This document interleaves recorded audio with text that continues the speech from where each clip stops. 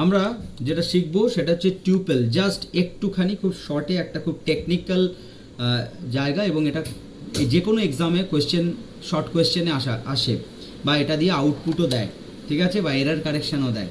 তো সেক্ষেত্রে হচ্ছে A is equal to first bracket আমি দিয়ে 2,3,4,70 আরবিটারি কিছু নাম্বার আমি অ্যাড করলাম।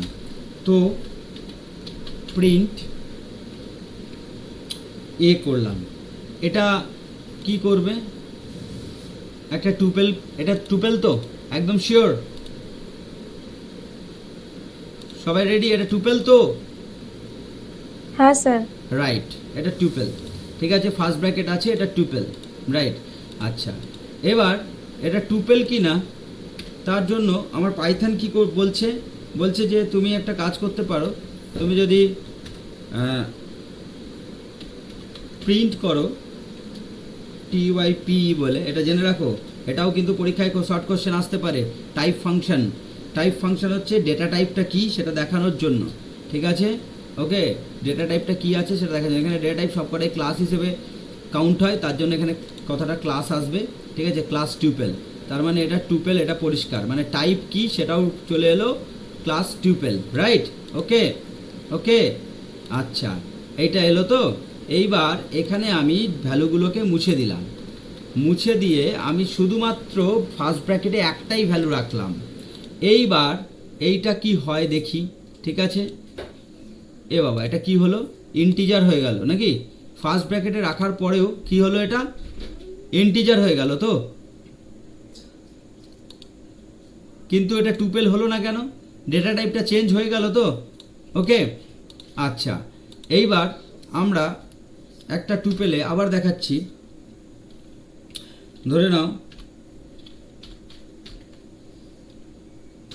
এটা করলাম, তারপরে হচ্ছে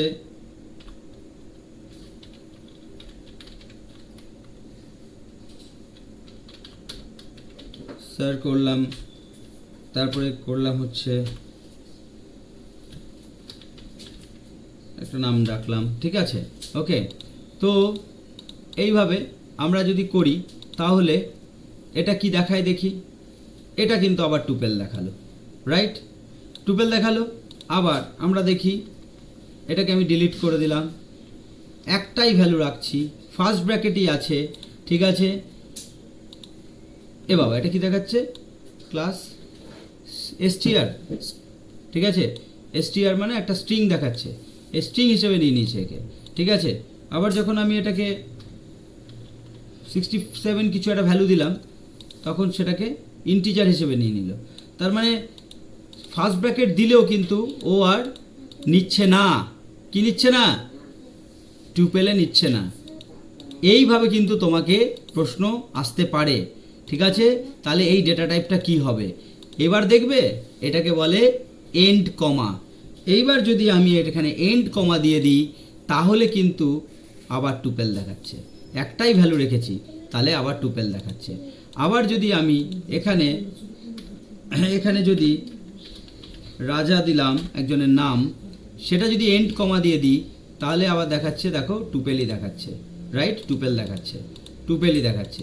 সুতরাং কিন্তু টুপেল যদি, টুপেলের মধ্যে যদি একটা ভ্যালু থাকে, একটা ভ্যালু থাকে, তাহলে সব সময় এখানে এন্ড কমা দিতে হবে, তবেই টুপেল নেচারে হবে। যদি এন্ড কমা না দিই তাহলে ওটা স্ট্রিং নেচারে হয়ে গেল। আবার যদি এন্ড কমা মানে ইন্টিজারে থাকে তাহলে ইন্টিজার নেচারে হয়ে যাবে। যেমন হচ্ছে এখানে যদি আমরা 5 দিই তাহলে এটা ইন্টিজার নেচারে হয়ে গেল, তাই না? ওকে, তাহলে যদি আমি এন্ড কমা দিই তবে ওটা টুপেল নেচারে হলো। তাহলে এটা মানে হচ্ছে এন্ড কমা ইন টুপেল। এটা খুব গুরুত্বপূর্ণ। আচ্ছা, এখানে এক মিনিট। বলো। এক মিনিট, ওই কমাটাকে বাদ দিয়ে যদি 5-এর উপর কোট লাগিয়ে দিই। হ্যাঁ, 5-এর উপর কোট লাগাই, ওটা তো তাহলে হ্যাঁ। কি হবে? কে বলবে কি হবে? এটা কোট লাগিয়ে দিচ্ছে ও, তাহলে কি হবে? সিঙ্গেল ইনভাইটেড লাগিয়ে দিয়েছে, তাহলে কি হবে? সিঙ্গেল ইনভাইটেড তাহলে আমরা স্যার জানি। ইন্ট নো নো, ইন্ট কেন হবে? এটা string, character string, character, string, এটা স্ট্রিং হয়ে যাবে। str স্ট্রিং দেবে, এই যে থাকবে। str দেবে, দিল str, ঠিক আছে?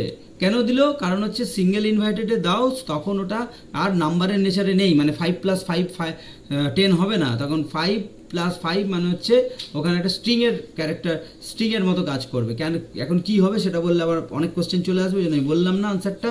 ওটা হচ্ছে 5 একটা এখানে ক্যারেক্টার স্ট্রিং হিসেবে কাজ করছে, ঠিক আছে। আর আমি যদি এটাকেই আবার এন্ড কমা দিয়ে দিই তাহলে এটা কিন্তু একটা টুপেল হিসেবে কাজ করবে। তাহলে এন্ড কমা এটা একটা টুপেলের নেচার, ঠিক আছে। এটা একটা লেসন গেল আমাদের।